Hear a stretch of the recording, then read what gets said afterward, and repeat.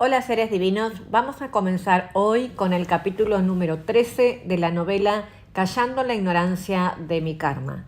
Si has llegado hasta aquí y no sabes de qué se trata esta cuestión, ¿sí? Te comento, mi nombre es Macarena Britos, soy medium de nacimiento y esta novela la escribí hace muchos años en realidad la escribí para dejarla para mis hijos, para personas que le interesarían cuando yo ya no estuviera en este mundo, que era lo que realmente yo había vivido, ¿sí? Porque yo no hablaba. Entonces mi forma de expresión era escribir. Hoy ya hace muchos años de eso y les estoy leyendo con mi propia voz la historia que viví, ¿no? Y la idea es que luego de terminar esta novela hagamos muchos videos explicando circunstancias que no van a ser entendidas por ustedes, obviamente, ¿sí? Muy bien, dije que no iba a hacer prólogo y no voy a hacer prólogo, así que vamos directo con el capítulo 13. Bueno, luego del capítulo 12, donde Victoria Montserrat estuvo muy pícara, ¿sí? Muy traviesa, estuvo como Casanova descubriendo nuevos horizontes, comienza este capítulo 13.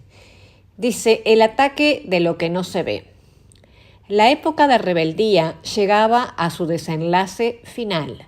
Las fantasías de intimar con los preservativos se me agotaron, y no por remordimiento, sino porque estaba intentando ser lo que no era, y eso es imposible de mantener en el tiempo. Lo probé, quería portarme muy mal y lo hice, pero las máscaras se usan en el carnaval y yo vivía una vida a cara descubierta. Esa faceta sin dudas me abrió muchísimo la mente y me hizo una mujer más fuerte, más madura y para nada sumisa a la voluntad de los demás. Pero por alguna razón que no logro recordar, regresé poco a poco a mi acostumbrada vida de antes. Me encerraba en el mundo, vivía en un cuarto leyendo, tenía muchísimo dolor de cabeza todo el tiempo y ese perturbador zumbido en los oídos. Había pasado ya 2 años del tratamiento con la señora Miriam y todo parecía que retrocedía al viejo punto de partida. Cuando lograba salir un poco a la calle por alguna obligación maternal, caminaba con la cara casi pegada al piso, los ojos apenas abiertos y en lo posible tapándome los oídos. No lograba en aquel entonces soportar el murmullo existente.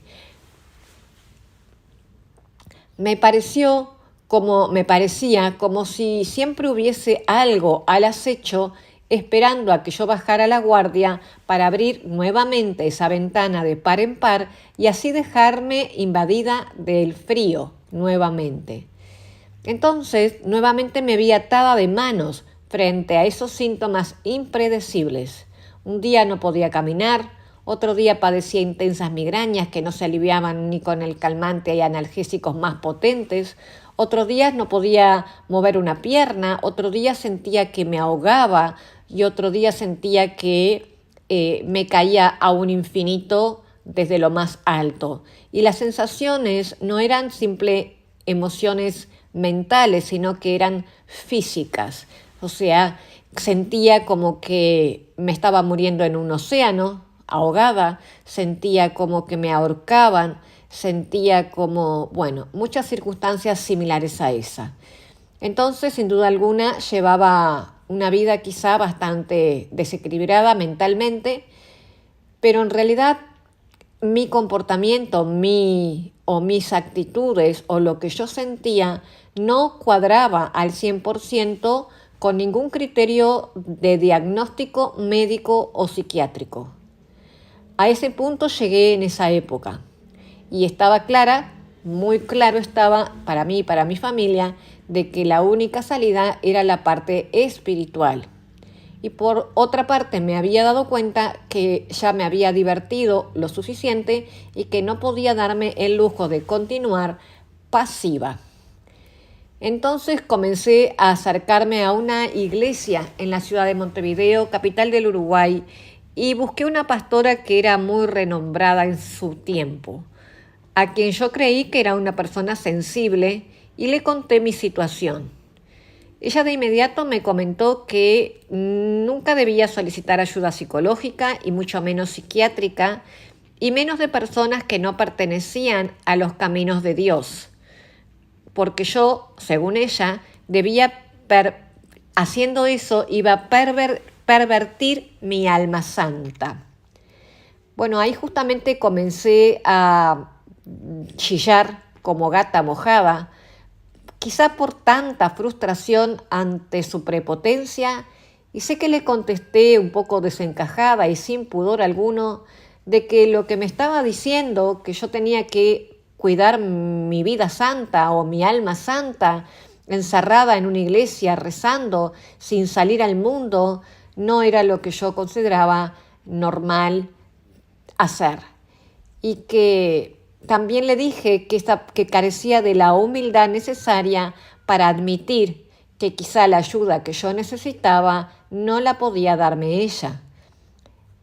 Y ese día,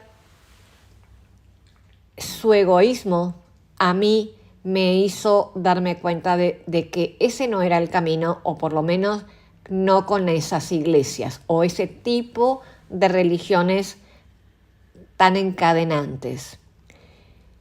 En ese entonces supe que la religión mal encausada genera más daño que el hecho de ser ateos.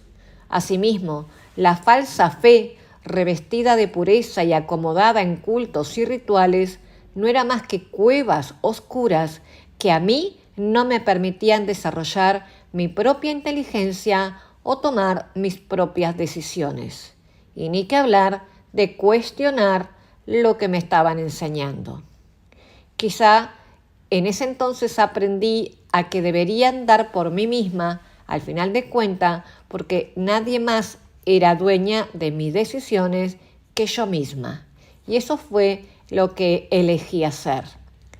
Por eso continué buscando sanidades alternativas, con lo cual en esa época encontré un señor que realizaba Reiki. Es una práctica espiritual budista donde la imposición de manos se usa como forma de medicina alternativa.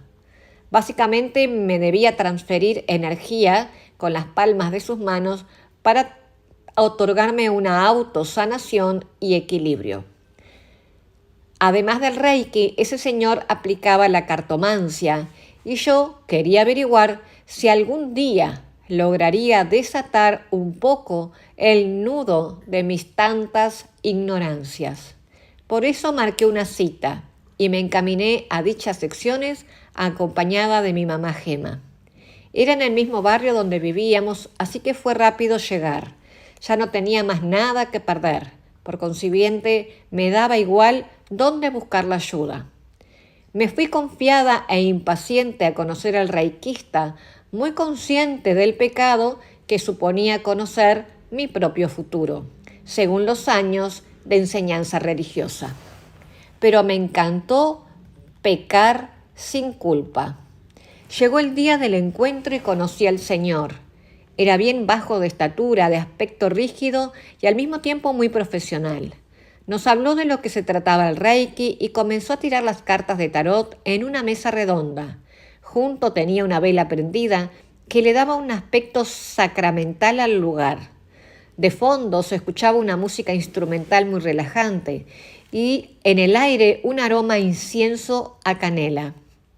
Este señor comenzó a leer las cartas, que yo no entendía absolutamente nada, y nos dijo algo como que yo había tenido un nacimiento muy complicado y difícil, que habían fuerzas que se entrecortaban o que fuerzas que se disputaban, de guerras en el mundo espiritual y de un ciclo que yo debía cerrar, y mencionó muchas veces, para mí recuerdos, la palabra karma. Aunque no entendimos mucho qué fue lo que quiso decir en aquel entonces mi mamá y yo. Y ahí fue cuando dijo algo muy raro y me miró a los ojos y dijo: «Te vas a volver a casar», expuso sin dejar de mirar las cartas sobre la mesa. «Y no solo te vas a casar, sino que vas a ser muy feliz en ese matrimonio, porque te vas a casar por amor». Me parece un poco loco que me diga eso, siendo que apenas puedo salir de mi casa, le contesté. Yo no te estoy diciendo que eso vaya a pasar ahora, solo digo que todo está escrito en las estrellas o en el destino, como te guste llamarlo, y aquí lo veo muy claro. Es un hombre no muy alto, tiene mucho cabello negro, y lo que veo es que te va a esperar en muchos aeropuertos, o se van a esperar mutuamente ambos, porque veo que viajan mucho. No sé si es para reencontrarse o es que viajan por negocios, porque también veo a su lado muchas cartas de oro, que significa que a su lado tendrás una vida plena y con todo lo financiero cumplido. O es que ambos quizás estén bien en lo económico, pero veo sí un hombre y muchos viajes a tu lado. Fue cuando le contesté mirándole muy seria y le dije, a ver, señor, por favor, yo no vine para que me hable de amor y de esas estupideces. ¿O acaso no ve mi estado calamitoso? Por favor, no me haga reír. Necesito que me tome en serio. Yo ya no creo en el amor, y mucho menos creo en maridos ricos que me solucionen la vida. Yo voy a hacer la vida sola y a mi manera, le contesté. Bueno, no te enojes, yo no te estoy mintiendo. Si lo hago nunca volverías y a mí me interesa que regreses y que me recomienden con tus amigas. Pero decime una cosa, ¿qué haces con las manos? ¿Te gusta el arte? ¿Pintás? ¿Escribís? ¿O tocas piano? ¿O haces música? ¿Qué haces con las manos? Ah, ok, ya vi. Te gusta escribir, ¿verdad? Sí, ahí sí, eso es cierto. Estoy escribiendo unas historias, siempre escribo desde pequeña. Y también estoy escribiendo mi propia historia, que por lo pronto no tengo final ni certeza de nada, pero les estoy escribiendo para mis hijos cuando sean grandes y yo ya no esté en este mundo, le contesté. Este señor, de aspecto serio y bastante como estricto, como no recuerdo sonrisa en su rostro, muy serio, muy, digamos que profesional, me contesta. Puede ser que te suene ridículo en este momento lo que te digo. Quizá es dentro de unos cuantos años, pero solo quiero decirte que tenés una misión con ese tema. Yo no sé bien a qué se refiere con el tema de la escritura, pero tendrás una vida en que podrás disfrutar de eso en forma ilimitada. Eso es lo que me están diciendo mis guías. Me repiten mucho la palabra libros e ilimitado. Siempre te ha gustado el arte y ese va a ser tu camino. Respecto a las enfermedades que dice que tienes, tú ya sabes que eres diferente a las demás personas y esas respuestas te serán entregadas en la medida de tus merecimientos. No se me está permitiendo decir nada en este momento. Lo único que me dicen que el mensaje que te dé es que sigas por ese camino de descubrir una libertad que no está dentro de los parámetros normales y que vas muy bien, que nunca dejes de buscar y que jamás aceptes lo no correcto y lo no moral. Si haces eso y te mantienes en esa ruta a una edad adulta, disfrutarás de muchos viajes, de muchos amores y de un gran reconocimiento ilimitado de tu trabajo. Ilimitado. ¿Pero qué quiere decir con eso, por favor? Quiero decir maravilla sin número, me respondió rápidamente. Eso tendrás a la larga, y tus ojos lo verán y dirás que todo valió la pena. Tu vida está llena de karma cumplido, pero cuando llegue el sol, todo eso comienza a cambiar. ¿Qué sol? ¿De qué me está hablando? ¿De qué sol me está hablando? No, yo tampoco lo entiendo, me responde, porque no se trata de la carta de tarot del sol, sino de alguien llamado sol o alguna persona que vaya a llegar a tu vida con alguna referencia del sol. Ese día, tus días de soledad comienzan a terminar y empiezas a hacer un camino de recompensas. También viajarás a lugares cálidos, como te dije, Y también te vas a viajar a un lugar muy frío con un reencuentro con alguien de tu sangre. Y ahí me mira y me pregunta, ¿quién es que vive en un lugar con nieve? Y le contesto, mi hermana Natacha vive en Canadá, pero nosotros no nos hablamos hace muchos años, hace más de 10 años que no nos hablamos. Ah, pero lo harán, porque ustedes nacieron ser una para la otra y en su momento se volverán a juntar y volverán a ser lo que fueron antes, pero con mucha más sabiduría. Y ahí terminó sus predicciones. Sus predicciones me parecieron tan ridículas que casi me puse a dar carcajadas ante semejante utopía, pero por educación me contuve. Por dentro me burlé de esas barbaridades de volver yo a casarme y de volver a viajar. Sentí que era como una completa tomada de pelo hacia mi persona, ya que yo en aquel entonces no lograba ni siquiera ir al supermercado para comprar las cosas para mis hijos. Igual me mantuve callada, sintiendo que se me estaba tomando el pelo y burlándose un poco de mi desasosiego. Al finalizar la ronda de las predicciones, me llevó a una camilla donde me recosté. La forma de iniciar su tratamiento me resultó muy similar a la que me había realizado la psíquica Miriam y sus piedras, con la diferencia de que por unos 15 minutos ese señor fue pasando sus manos por mi cuerpo, siempre sin tocarlo, a una distancia de unos 10 centímetros aproximadamente. Cuando llegó sus manos a mi cabeza, ahí sí que comencé a sentirme tan mal que me levanté de un solo golpe hasta que con violencia y le pedí a mi mamá que me sacara urgentemente de ese lugar. Ese acercamiento a la zona de mi cara fue algo que me destabilizó por completo. Era como si en ese momento estuvieran molestando a una cueva de cucarachas que estaban ahí por años y que comenzaron a salirme por los oídos, por la nariz y por la boca. La sensación fue asquerosa, horripilante, no lo pude resistir y sencillamente huí. Parecía que en todos esos años, en vez de aniquilar a esos bichos o al monstruo que entraba por la ventana, yo lo estaba alimentando más y ahora el ataque era mucho más fuerte.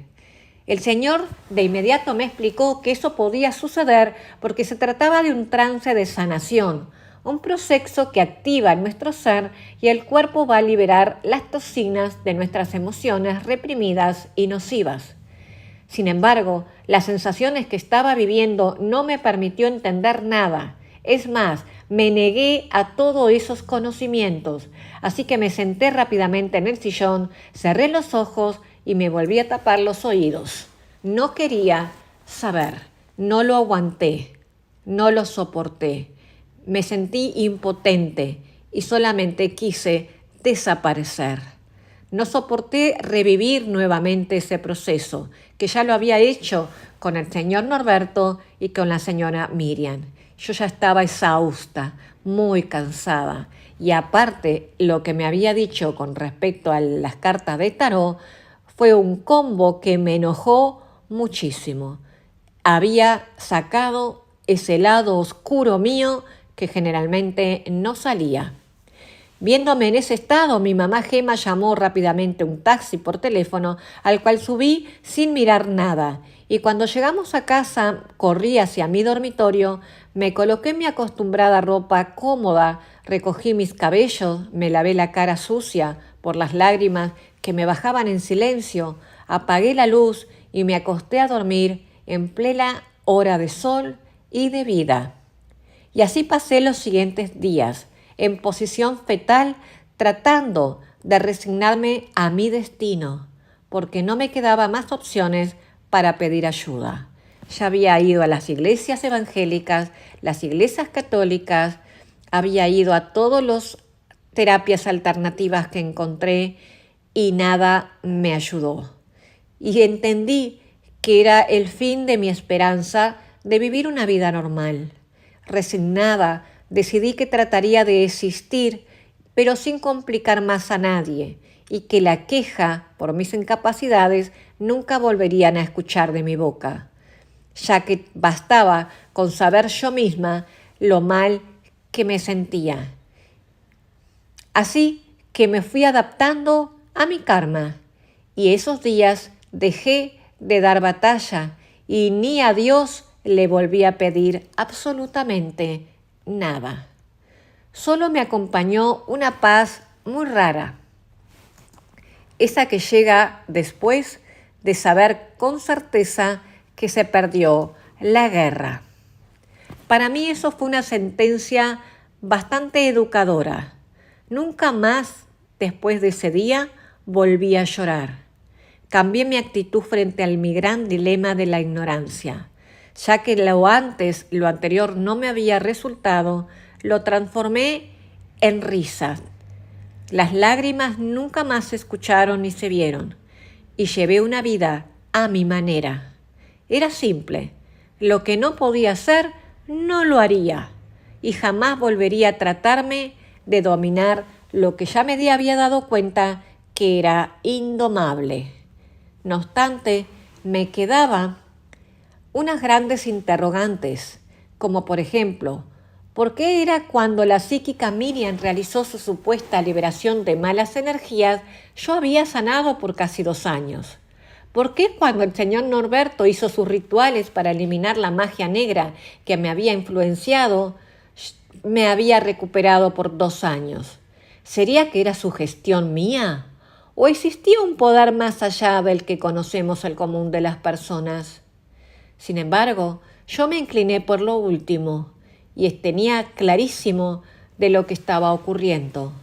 Pero en ese tiempo mi voluntad de luchar se había evaporado y lo único que me liberaba y a la vez refugiaba era la risa y mi familia. Y en eso, por esos años, me sostuve. Nunca más volví a llorar y me empecé a reír de mí misma. Muy bien, seres divinos, aquí termina el capítulo 13. Estamos a los 22 minutos, así que no voy a comenzar con el capítulo 14. Vamos a hacer una síntesis de este relato que acabo de leer porque se me viene a la mente, obviamente lo revivo, ¿sí? Cuando yo les estoy contando, le estoy leyendo, lo estoy reviviendo emocionalmente. En este caso del capítulo de hoy, yo me enojé mucho, me da mucha risa porque fíjense que tanto critiqué a ese señor, que no recuerdo su nombre, por las cartas de tarot, ¿no? Y hoy lo que estoy haciendo en mi vida es como muy, muy increíble, ¿no? Yo siempre recordé de ese día, recordé 3 cosas básicas que se las repetí por muchos años a mis amigos y a mi familia.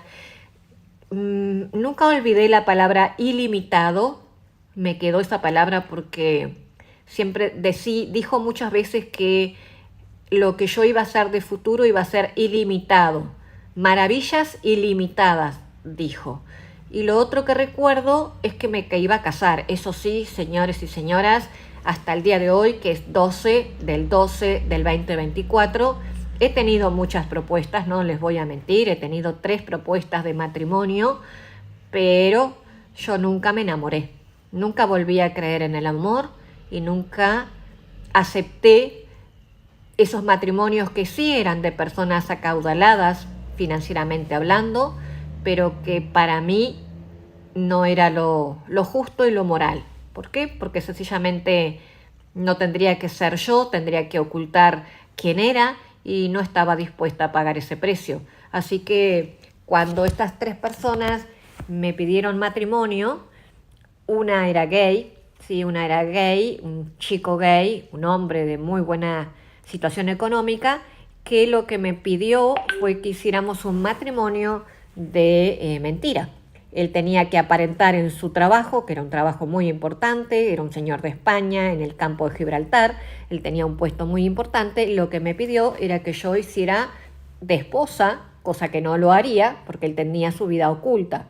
Y bueno, ¿qué más decirles? Que no acepté, me regresé a Uruguay, mis amigas me quisieron asesinar literal porque decían que Dios daba Dios daba pan a quien no tiene dientes, me respondieron, y que ellas hubieran aceptado la vida fácil. Bueno, eso tengo para contarles. Los libros es correcto, se halló más o menos a los 5 años después de esa lectura de tarot. Yo empecé a escribir muy fuerte, que son los 6 años que yo escribo las novelas que se las voy a contar. Y con respecto al amor, todavía tengo fe. Ahora sí, namaste para ustedes.